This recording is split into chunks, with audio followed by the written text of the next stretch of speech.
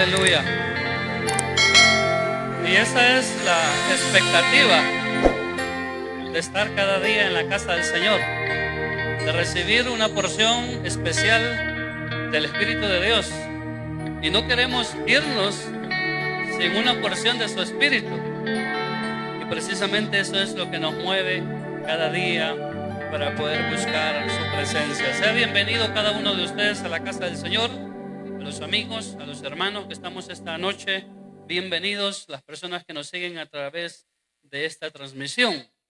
El libro de Mateo, el capítulo 18, el versículo 6 al 9. Vamos a meditar bajo el tema que tiene sugerido ahí esos versículos, ocasiones de caer. Y es una continuación de la cita bíblica que tomamos recientemente, ¿verdad? En el último sermón. Cuando usted lo tenga, puede alabar al Señor con una expresión de gozo y de júbilo. Amén. Mateo capítulo 18, el versículo 6 en adelante. ¿Lo tenemos? Leemos la palabra en el nombre del Señor.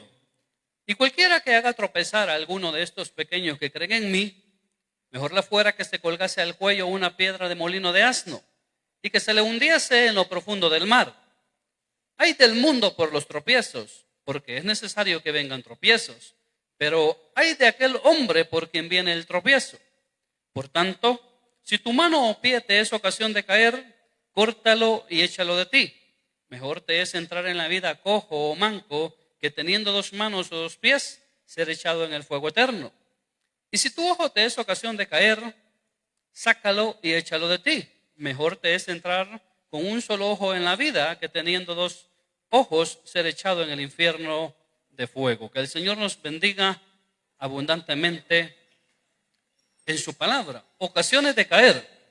Ese es el tema. Y siempre, yo siempre le voy a pedir lo mismo, ¿verdad? Vaya a su casa, lea los capítulos completos. Desde el 16 hasta el 18 venimos hablando en los últimos sermones. Y nos encontramos ahí a Pedro, a Jacobo y a Juan, que son de los discípulos más cercanos de Jesús, que en estos capítulos parece que ellos van cobrando cierto realce y cierta hegemonía, que ellos piensan personalmente que en la manifestación del reino de los cielos y mucho más en la consumación del reino de los cielos, ya tratamos de explicar en muchas ocasiones qué significa eso, ellos van a tener un lugar importante, ellos van a ser poderosos e inclusive van a estar por encima del resto de los apóstoles.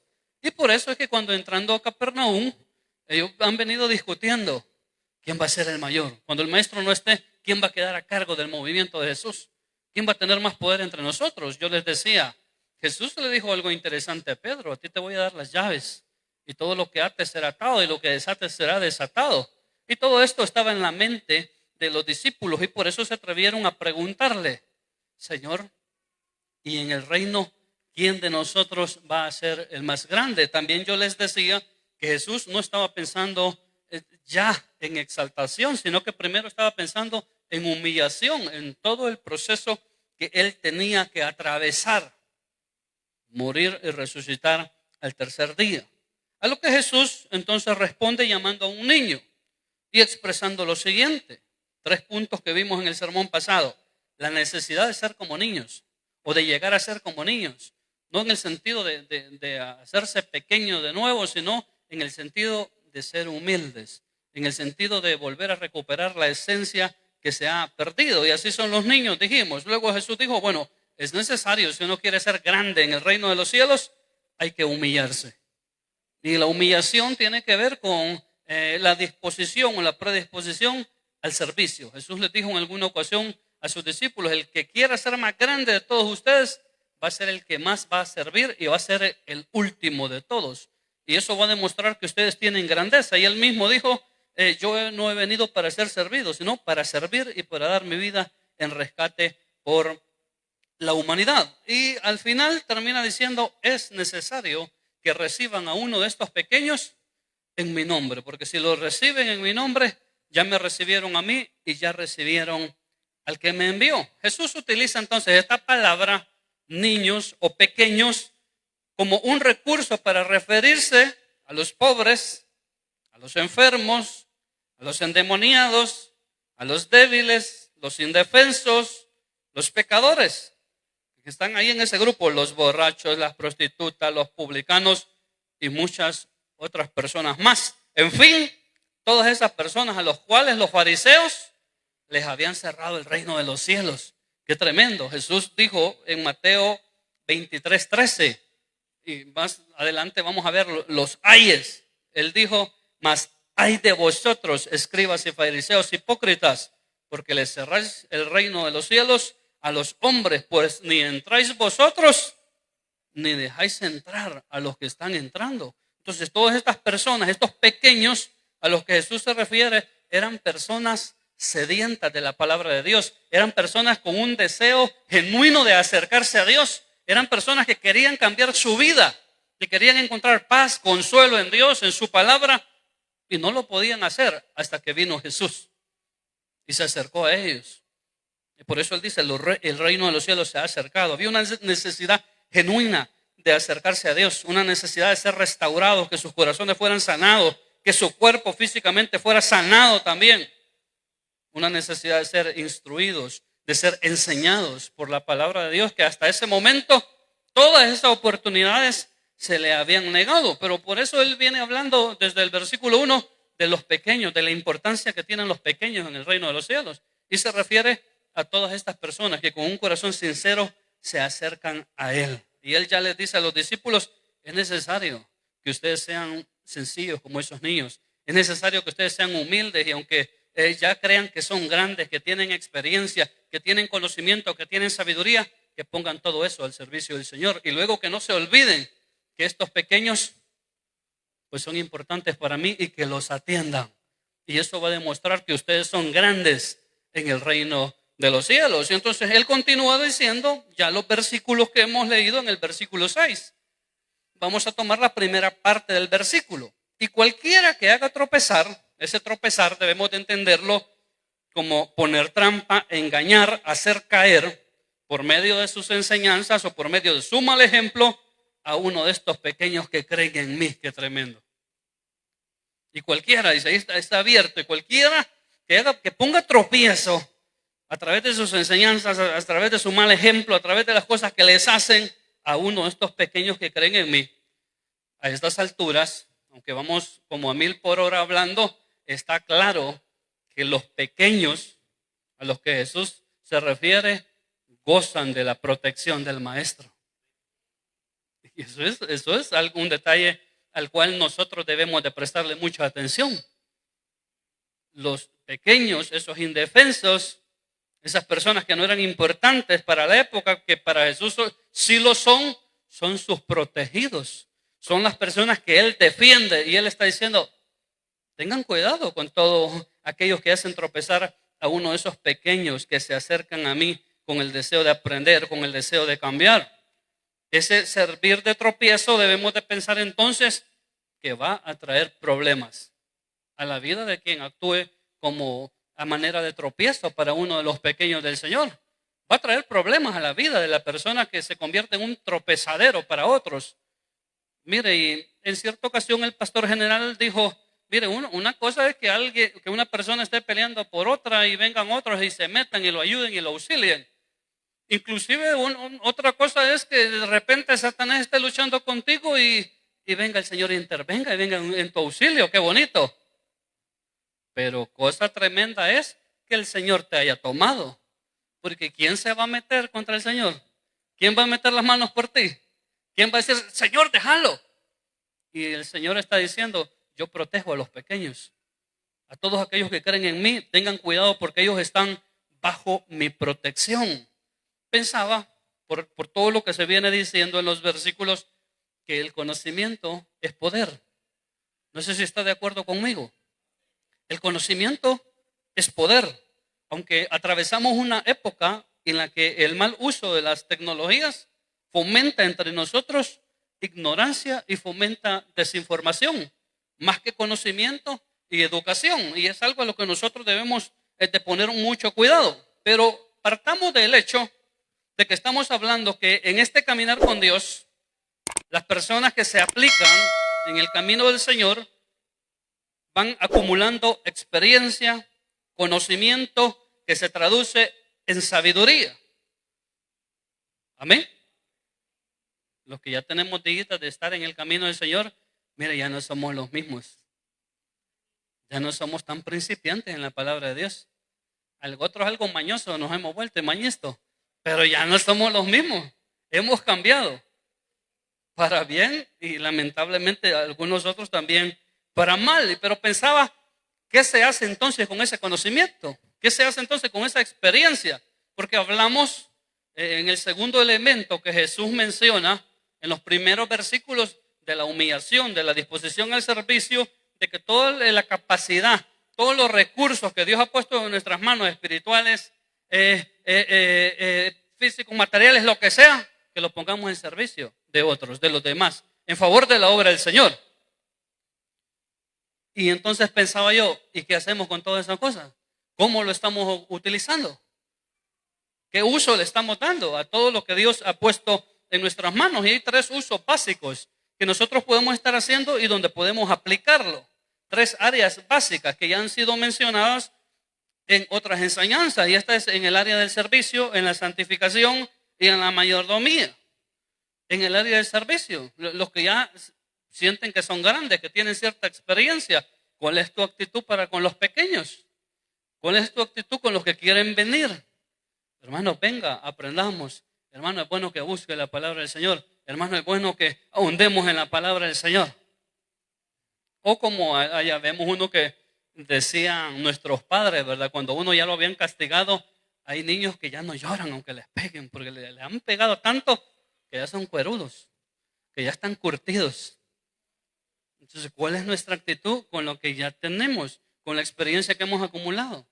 Pero, hermanos, si eso de leer la palabra del Señor no es nada. Con solo que vaya al culto, hermano, y ahí cuando los hermanos predican y leen la cita, es suficiente. Esos son sus consejos. O hay un deseo genuino de seguir aprendiendo. Y hay un deseo de enseñarle a otros y de transmitirles a otros la necesidad que tenemos de servir, de capacitarse, de hacer algo por la obra del Señor, teniendo en cuenta, siempre lo digo, que Dios ya hizo lo mejor por nosotros y dio lo mejor de Él por cada uno de nosotros, que es su Hijo Jesucristo. Entonces, si tenemos esta conciencia de que Él ya dio lo mejor por nosotros y pagó el precio más alto que podía pagarse y que nadie puede pagar, entonces lo mínimo que podemos hacer es responder de una manera positiva, aunque tenemos la conciencia que nunca vamos a estar cuentas cabales, amistades largas, que nunca vamos a poder pagarle, pero siempre haciendo lo necesario, creciendo en la obra del Señor siempre, dice la Escritura, sabiendo que nuestro trabajo no es en vano. Pero ¿cuál es nuestra actitud para con los pequeños? Hermano, ¿para qué se va a meter en el ministerio? Ya vemos demasiados aquí. ¿Para qué se va a meter? Bueno, yo espero que no haya ese tipo de consejos entre nosotros. ¿Verdad que no lo hay? Hermano, si usted ni lo quieren, a usted lo ven mal. Esa gente no vale su esfuerzo y su tiempo. Oiga, ¿qué clase de consejos? Arruinando a esos pequeños que quieren venir y haciendo las cosas bien. El Señor dice, miren, estos son mis protegidos y tengan cuidado con lo que ustedes están haciendo. Por eso el Señor hasta los discípulos regañó, porque en alguna ocasión que no los quisieron recibir, ellos, verdad, bien campeones, porque ya tenían experiencia, conocimiento, porque el Espíritu de Dios también estaba con ellos. ¿Querés que hagamos que descienda fuego? Ustedes no saben de qué espíritu son, les dijo el Señor. Si yo no he venido a destruir, sino que he venido a salvar lo que se había perdido. En cuanto a la santificación, ¿qué podemos decir, hermano? Vale la pena obedecer a la palabra de Dios. Vale la pena, sin duda alguna, y nosotros lo hemos experimentado. Somos testigos de que vale la pena buscar la presencia de Dios en todo tiempo. Pero vamos también a aquellos que ya están un poco curtidos, como decimos. Le dice, no, hermano, usted no se preocupe por eso. Usted no venga a los ayunos. Usted no se congregue, vea la transmisión. Ustedes no se queden en la transmisión, vengan. Ya el pastor general dijo para qué es la transmisión, ¿verdad? Es por si acaso usted está enfermo, tuvo un atraso y algo que de veras le impidió venir. Entonces ahí está el recurso de la transmisión. Hermano, no vaya, no haga. Es que usted se comporta así, como que hacer las cosas bien fuera feo, fuera malo. Es que usted se comporta así porque apenas está en el primer amor. O sea, cuando usted le pasa esta emoción, este deseo de servir al Señor, este deseo de santificarse, usted se va a hacer flojo como yo y se va a hacer mediocre como yo, ya le va a pasar. Esa no es la idea. Tengan cuidado, dice, porque así le están enseñando a esos pequeños. Y esos pequeños creen en mí. Hermanos, ¿qué decir con respecto a la mayordomía? En mi experiencia personal, hace como un semestre, el pastor general se puso a hacerles cuentas, ¿verdad? Porque él es bueno para hacer cuentas. Les dijo que tenemos problemas con el transporte. A veces lo utilizamos, a veces no. Depende de la zona para donde vamos y hasta donde llegue, ¿verdad? Hasta donde llegue, porque pues no hemos podido renovar permiso. Hay muchas cosas de por medio. Pero él hizo cuenta, dijo cuánto costaba comprar un nuevo transporte, cuánto nos iba a costar mensualmente. Y dije yo, bueno, yo estaba ofrendando en todos los cultos y ese día dejé de ofrendar. Dejé de ofrendar en todos los cultos y comencé a ofrendar solo en uno. Y dije yo, bueno, hice cuenta, ¿verdad? Yo ofrendo un poquito. Yo no ofrendo un montón si yo soy pobre igual que ustedes. Lo que pasa es que hay diferentes tipos de pobreza, pues, por todos lados. Pero dije yo, bueno, no, yo puedo ofrendar un poquito más. Y hice cuenta de lo que ofrendaba en todos los cultos. Y hoy ofrendo en un solo culto, ofrendo un poco más de lo que ofrendaba durante toda la semana.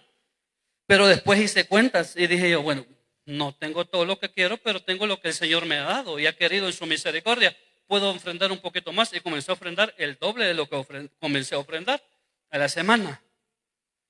Y desde que comencé a trabajar, cuando salía de la escuela, los fines de año, pues trabajaba con uno de mis primos más mayores que tenían unas distribuidoras. Allá iba, solo, nomás me subía al carro, me dormía, pero lo que quiero decir es que trabajaba. En ese viaje para donde íbamos, pues me dormía, solo dormido, ¿sí? Pero ya descargaba el camioncito, el picachito en el que andábamos. A lo que quiero llegar es que también aprendí a diezmar.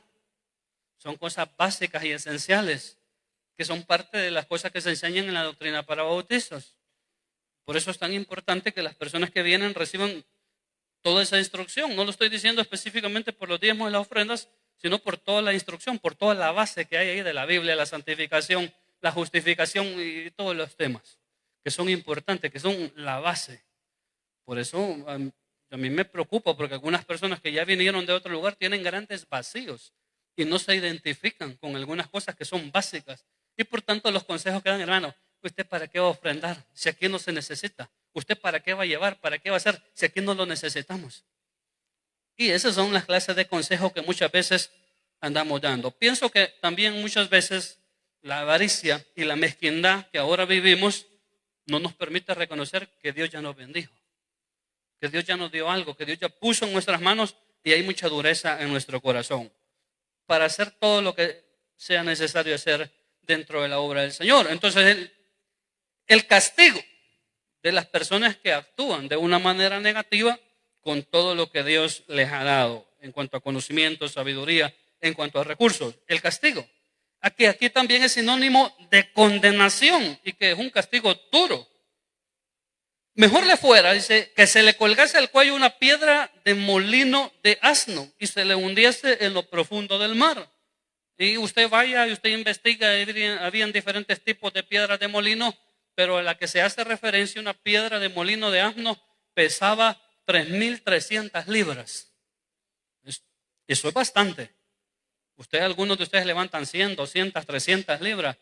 Sí, dígame si puede con 3.300 libras. No se puede. Y está diciendo Jesús, el que actúa de esa manera, o sea, el que perjudica, el que causa tropiezo, engaño con las cosas que hace, con su mal ejemplo y hace caer a uno de estos pequeños que creen en mí, mejor le fuera, o sea, es el castigo que le espera, que se atara una piedra de molino de asno y se le tirara al mar. Qué tremendo esto. Yo pensaba lo que eso podía causar en el cuerpo del ser humano. En el primer caso, me imagino unas 4 o 5 personas empujando las 3.300 libras y que cae en el agua eso y comienza el lazo. Mire, cuando eso se tiemple, la cabeza se va a desprender de todo el cuerpo. Va a ser tremendo. Pero si sus huesos están buenos y no se desprende la cabeza del cuerpo, la persona se va a hundir y no va a tener tiempo de morir ahogada. sino que su cuerpo va a explotar por la presión y la fuerza del agua, porque va a bajar a una velocidad tremenda. Entonces lo que Jesús está diciendo, que lo que le espera, que es sinónimo de condenación a la persona que es mal ejemplo, que pervierte sus enseñanzas y de esta manera enseña a sus pequeños, pues le espera un castigo que es tremendo, un castigo que es muy duro. Vamos al versículo 7 y son los ayes. Ay es una expresión de profundo lamento, de profundo dolor de parte de uno, en este caso Jesús, que conoce las terribles consecuencias de tales actitudes. Entonces, ese ay expresa que es tremendo. En el caso de Jesús, sabe lo que le espera, las consecuencias de las personas que actúan de esta manera. Ay del mundo, dice, por los tropiezos, porque son inevitables. En algunas versiones dice, hasta son necesarios, pero no por eso vamos a decir que son la voluntad de Dios. O sea, como que Dios los permite o Dios está de acuerdo. La Escritura dice en el libro de Santiago que Él no puede ser tentado por el mal, ni Él anda tentando a nadie. O sea, Dios no está interesado en hacerte caer. Si lo que Él hizo fue levantarte a través de su Hijo Jesucristo, Él no está interesado en hacerte caer, en hacerte tropezar. Pero sí es una realidad que en el mundo pues, hay tropiezos. Y hay, dice, del mundo por los tropiezos. Son inevitables, quizás pues, son necesarios, dicen otras versiones, pero no la voluntad de Dios, sino el resultado de la misma condición y del ser humano, de la misma condición del mundo y del ser humano que se empeña en vivir sin Dios. ¿Cuáles son esos tropiezos? Bueno, dígame usted, porque cada uno de nosotros experimentamos día a día, o estamos luchando día a día por no tropezarnos con diferentes pruebas, con diferentes luchas. Y pensaba, tratando de generalizar un poco, bueno, ¿cuáles son algunos de esos tropiezos que se pueden encontrar? Bueno, todo lo relacionado con lo sexual, porque todo lo relacionado con lo sexual es escandaloso y genera grandes problemas. Entonces, son parte de los tropiezos. Porque los medios de comunicación, bueno, los vicios, la violencia, todas esas mentiras disfrazadas y dichas con seguridad que emboban e idiotizan a todo aquel que se lo permite, a todo aquel que las bebe, que las consume. Por eso es peligroso. O sea, el ambiente en el que vivimos, lo dije en el último sermón, es perverso, es corrupto. Me decía hace unos 8 años otro pastor, no, es que todavía no hemos llegado a los tiempos de Sodoma y Gomorra, porque entonces el Señor se hubiera manifestado, hubiera intervenido. Yo le decía, es que ya lo superamos. Desde hace tiempasal que superamos con creces los tiempos de Sodoma y Gomorra. Vivimos tiempos de grande perversión, donde si no tenemos cuidado, pues, vamos a ser seducidos, vamos a ser atrapados, vamos a ser engañados y vamos a terminar diciendo que estamos haciendo la voluntad de Dios. Mire, por eso tenga cuidado con todo lo que ve, tenga cuidado con todo lo que escucha en las redes sociales. Siempre vaya, siempre lea, siempre investigue, siempre busque una segunda, una tercera opinión y no dé todo por hecho lo que escucha, que está disfrazado como grandes enseñanzas, como grandes verdades de la palabra de Dios, porque muchas de esas grandes enseñanzas que nos parecen a nosotros nos están enseñando a alejarnos de la palabra de Dios. Pero el ser humano está tan ciego que no ve que siguiendo esas enseñanzas se está alejando de Dios y eso está perjudicando su vida. Pero cree que está haciendo la voluntad de Dios, pero cree que va por el camino correcto, pero cree que va ganando. Eso es lo tremendo, que todas estas cosas que el sistema de este mundo nos hace creer que vamos ganando, cuando en la práctica vamos perdiendo y nos vamos alejando de Dios y nos estamos exponiendo a la condenación eterna. Entonces debemos de tener mucho cuidado con estas cosas. Dice, el mundo también se la va a tener que ver con Dios, porque Él protege a los pequeños, porque los pequeños son protegidos de Él. Nosotros que estamos en el mundo, pues también tenemos que tener muchísimo cuidado. Hay de aquel hombre por quien viene el tropiezo. Ya dijimos qué significa ese ay, que es dolor, es sufrimiento que espera a este mundo y a las personas que actúan de esta manera. Ya la sentencia para tales personas está dada en el versículo 6. Ya no vamos a ahondar más en ello, pero sí vamos a citar un par de versículos. Mateo 15:14 dice así: dejadlos, son ciegos, guías de ciegos. Y si el ciego guiare al ciego, ambos caerán en el hoyo. Bueno, ¿y cómo puede ser esto? Jesús no está hablando literalmente de una persona que no tiene la capacidad de ver, sino que está hablando, bueno, y es una crítica a las personas de su tiempo, a los fariseos, a los escribas, que tuercen la palabra de Dios y así torciendo la palabra de Dios, así le enseñan a otra persona. Qué tremendo. Entonces dice, esa persona está ciega porque no puede ver una realidad. ¿Se recuerdan cuando Jesús, está entre los capítulos que hemos estado leyendo, les dice, bueno, ustedes cómo es, dice, que ven el cielo y dicen, hoy va a ser un buen día porque tiene arréboles el cielo, porque tiene arréboles la noche. Pero de repente lo ven y dicen, no, hoy va a llover porque tiene arréboles y nubes el cielo, hoy va a ser un mal día. ¿Cómo es que pueden distinguir, dice, las señales de los tiempos y no pueden distinguir que es el tiempo de su visitación, que es tiempo de acercarse a la presencia de Dios, que es tiempo de arrepentirse, que es tiempo de cambiar? Esto es algo tremendo, pero es por el ambiente en que nos movemos que muchas veces el ser humano está cegado y no se da cuenta que es tiempo de la visitación, que es tiempo de acercarse al Señor. Y hay personas que viven así, que aprendieron así y que así enseñan a otros. Y Jesús dijo, son ciegos que están guiando a otros ciegos. Y ambos tarde o temprano van a caer en el hoyo. También Jesús es duro en el capítulo 23 de Mateo, el versículo 15. Hay de vosotros, escribas y fariseos hipócritas, porque recorréis mar y tierra para ser un prosélito. Fíjese que hasta ese punto está bonito. Esa parte que recorren mar y cielo, quiere decir que hacen un esfuerzo tan grande para ser un seguidor, para ser un discípulo. Y nosotros, hermanos, ¿cómo nos cuesta ir a los evangelismos? ¿Cómo nos cuesta ir a la reunión familiar? ¿Cómo nos cuesta congregarnos? Pero estos que estaban mal, que estaban perdidos, que estaban ciegos, recorrían mar y tierra. O sea, no es literalmente, sino que ponían todo el esfuerzo, todo el ánimo, todo el empeño posible en convencer a las personas con su falsa enseñanza.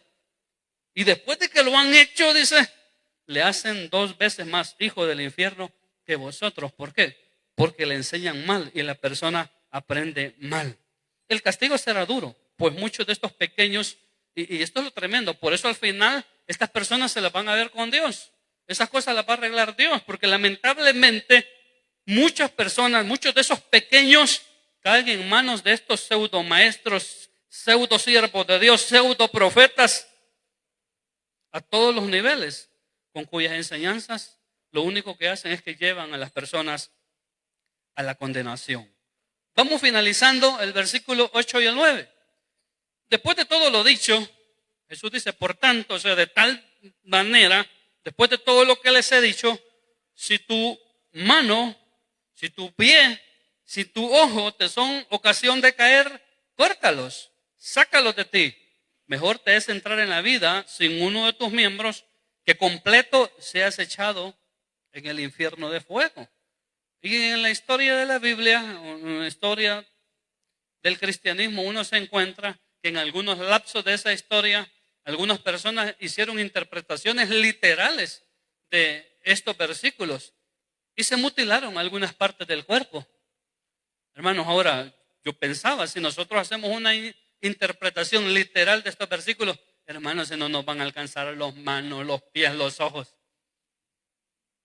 Una pedacera que va a llegar allá adelante a la presencia del Señor. No nos va a alcanzar. No vamos a dar abasto. Entonces estas palabras no deben de entenderse en ese sentido literal.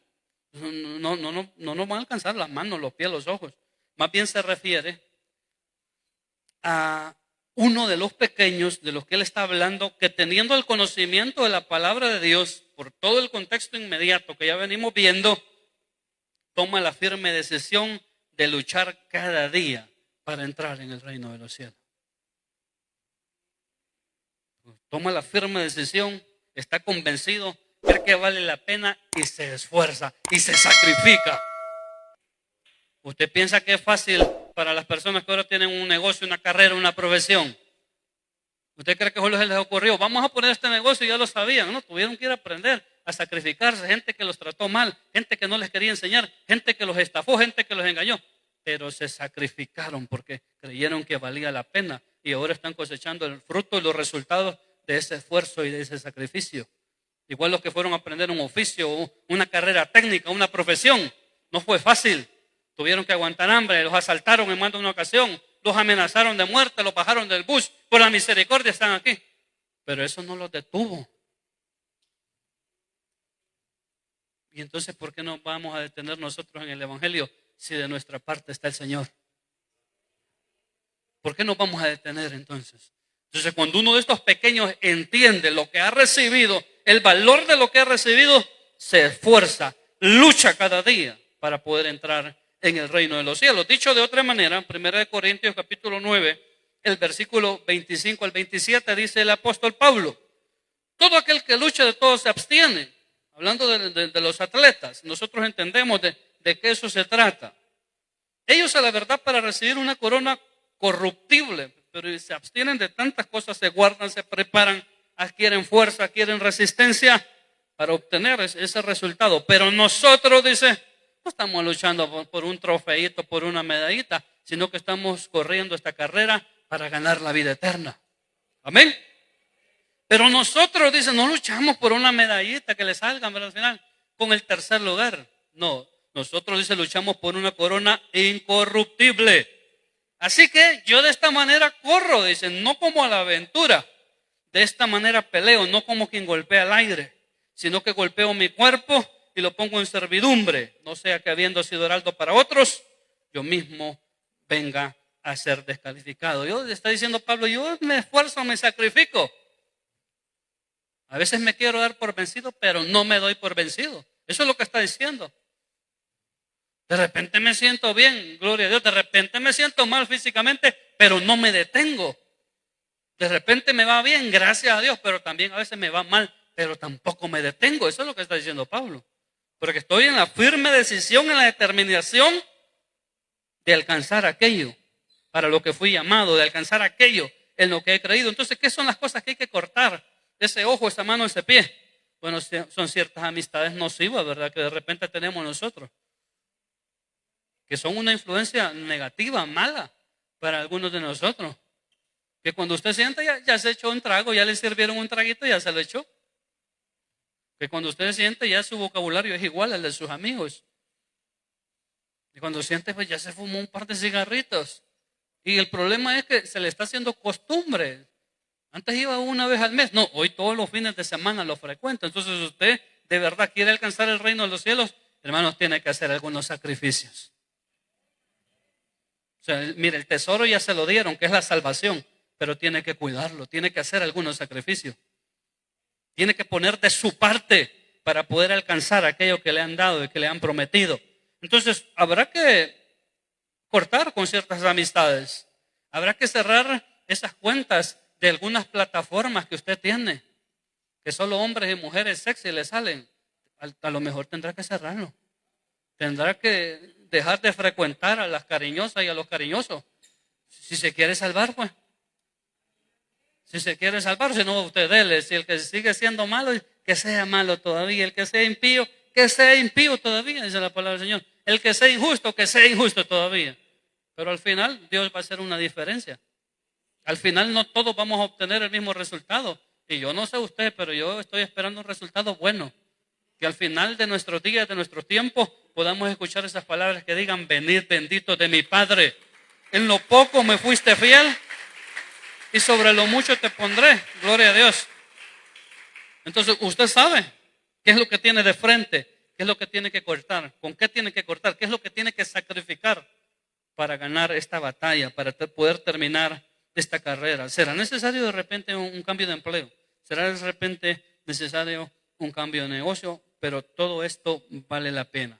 Más vale entrar en el reino de los cielos haciendo grandes sacrificios que ir directo sin ningún tipo de esfuerzo a la condenación. Que el Señor les bendiga, hermanos, hermanas. Agradecemos a Dios por su palabra y le pedimos que nos ayude que nos ayude para hacer luz, para hacer bendición para otras personas, para poder resistir a la corriente de este mundo y poder acabar esta carrera que un día iniciamos y poderlo hacer todo para la gloria de Dios. Antes de pasar a los anuncios, si hay personas entre nosotros que hoy nos visitan, hermanos que necesitan reconciliarse, yo no sé por qué le damos tantas largas a arreglar algunas situaciones con Dios. No, es que me da pena. Vas a dejar que la pena te arrastre a la condenación. Estas cosas son para personas valientes. No hay por qué avergonzarse si nos hemos equivocado, si la misma Escritura dice que un corazón verdaderamente arrepentido Dios no lo desprecia y nos da la oportunidad de comenzar de nuevo, nos da la oportunidad de hacer las cosas bien, nos da la oportunidad de cambiar. A lo mejor esta noche nos damos cuenta que algunos de nosotros somos esos pequeños, creíamos que éramos grandes, pero nos damos cuenta que somos de esos pequeños que necesitamos acercarnos al Señor.